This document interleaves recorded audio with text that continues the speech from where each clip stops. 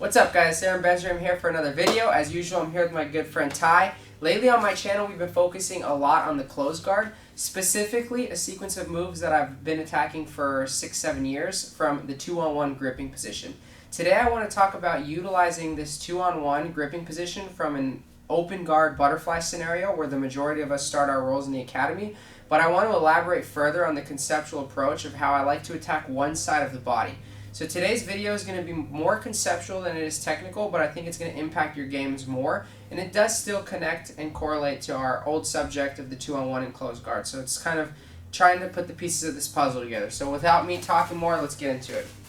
So basically, I want to talk about starting a roll from a seated guard position and thinking about drags, right?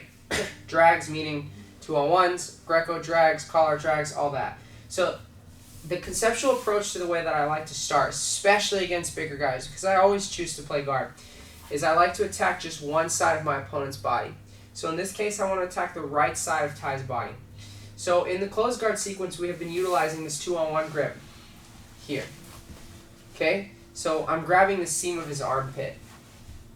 It's one of my favorite grips if we have the gi. Why not use the material? But today I want to talk about how this grip, although incredible, can be supplemented by several other different grip variations where conceptually we're doing the same thing, attacking one side of his body. So typically when I start a roll in butterfly, I've made plenty of videos on butterfly guards, so I'll link those in the description, but I always keep my hands in front of my ankles. I always keep my posture not too far forward because I've had a guy just cartwheel past and make my head touch my toes. So I'm here where he can't just push me down. I'm not too far up where I can be pushed back. I just want to find the perfect median. But very important that I keep my hands in front of my ankles so that he does not have access to my feet. The fighting from butterfly guard always begins with the grip exchanges. Typically what I see at high levels is the person who wins the first grip exchange typically gets the advantage early on. It's the same deal in the academy, right? You slap bump, you're here, you're already grip fighting, okay? So the first thing that I like to do is try to just grab his wrist with the 2-on-1, right? If I can grab his sleeve, same side sleeve, I find it's pretty accessible, but we're trying to think a little conceptually. I want to get back to that 2-on-1 grip I made a bunch of videos on from close guard. So if I can grab his sleeve, I can pass it off to my right hand, turn his sleeve in so that my wrist is facing myself, right? I want to block his arm and get here, right? If I can just immediately grab a 2-on-1 on the sleeve, I can flick his hand through and I can get here. Right? But if I don't have access to the sleeve, right, we're hand fighting, I can just double up on his wrist or hand, just like this. And then look, I pull in and I grab his elbow. Right? Same idea, 2-on-1 with the no-gi variation. When I find that he's really good at grip fighting, he keeps slipping my grip, sometimes I'll just pull his collar out and grab the cross collar. I always like to use a one-hand assist to get a good collar grip. But even then, again, conceptually, if he blocks this hand, then I just come in with this hand.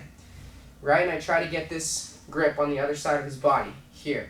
Then I want to supplement that grip with a sleeve grip as well. So I have two forms of control, like a 2-on-1, two forms of control on this arm, collar and sleeve, two forms of control on this side of his body, double wrist, two forms of control on this arm. The concepts are starting to connect.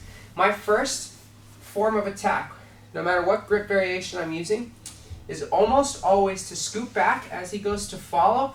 I kick his knee out from underneath him and drag. Right, so I'm here, I scoot a little, and I do this.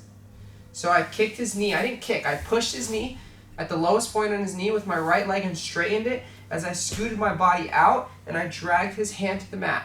Now I use his hand to climb myself up, and then I start to attack the back. Right, I seatbelt and fall to my right shoulder. That's our very first basic rudimentary move. So again, let's scoot back a little bit.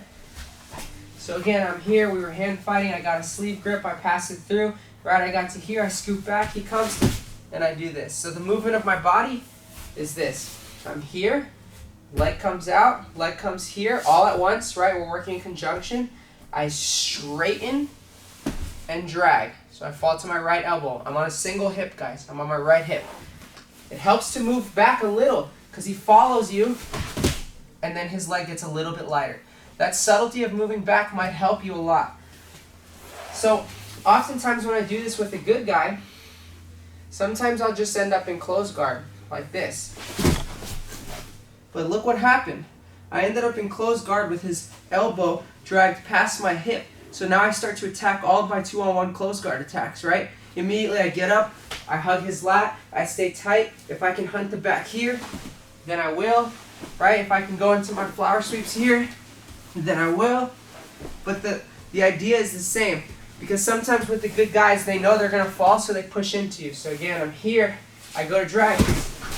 Exactly, just like that. And look, I have this grip, I sit up and I start to attack. I'll link all the videos in the description to all my attacks from the close guard 2-on-1.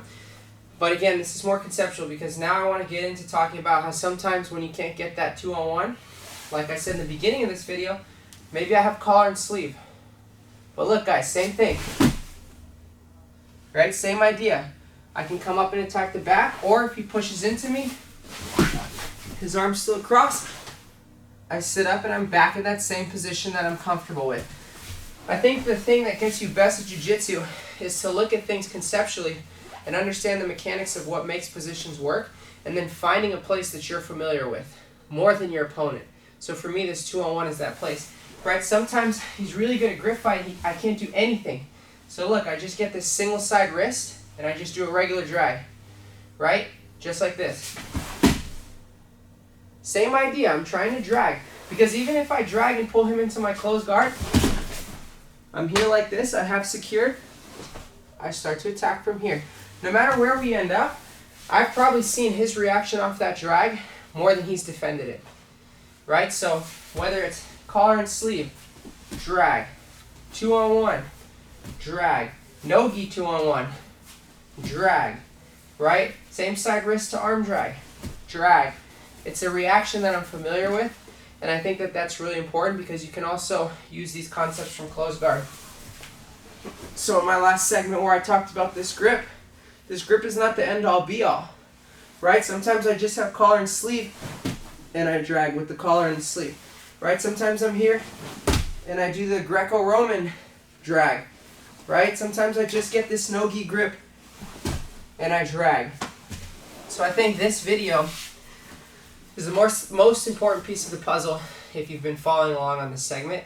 And honestly, this video doesn't even need to connect with the segment. If you're just looking for something to do from butterfly guard, these are principles I've been using for 5 years against much bigger, stronger guys, and they've been working for me for such a long time. You just need an engagement point, and you need to have that engagement point that you utilize frequently so that you know the reactions. So for me, my engagement point is almost always this. And I'm sure in the comments the question will pop up, what if they just stand? Things definitely change. If they stand and I have a 2-on-1 grip or a collar and sleeve grip, or I was trying to drag with an arm drag, that's fine. I'll still continue with most of my dragging sequences. But if they stand prior to me getting any grips, like if right when we slap bump, he just stands right up, yeah, things definitely change here. And at this point, I start to look for more shin to shin or de la hiva. But yeah, my biggest problem has always been guys that start on their knees. So this is one of my solutions for that. And this is something I wanted to connect to my last few videos. So anyways, guys, if you like this content, as usual, please like, subscribe, comment. And I just found this out. If you don't hit that little notification bell, then you won't be notified when I make a new video. So if you're following along on these segments, definitely do that because I'm trying to pummel out more and more content. Thanks to my friend Ty. Thanks to you guys for watching. Os, guys.